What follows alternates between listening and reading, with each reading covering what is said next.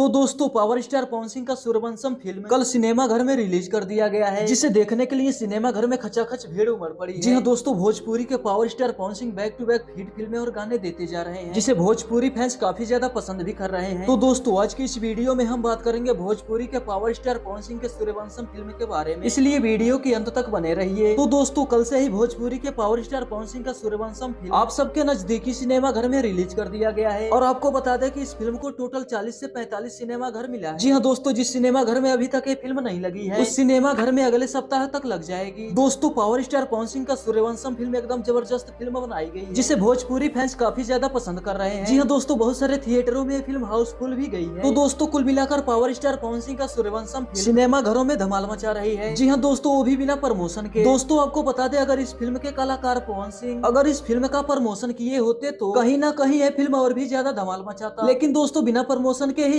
Cinema घरों में अच्छा खासा धमाल मचा रहा है। तो दोस्तों कुल मिलाकर पवन सिंह का यह फिल्म सुपर डुपर हिट होने वाला है, जिसे दर्शक काफी ज्यादा प्यार दिखा रहे हैं। तो दोस्तों फिलहाल के लिए बस इतना ही। अगर आप हमारे चैनल पर नए हैं तो वीडियो को लाइक कीजिए, चैनल को सब्सक्राइब कीजिए, अपने दोस्तों के साथ शेयर जरूर कीजिए। मिलते हैं किसी और मजेदार और धमाकेदार वीडियो के साथ, तब तक के लिए धन्यवाद।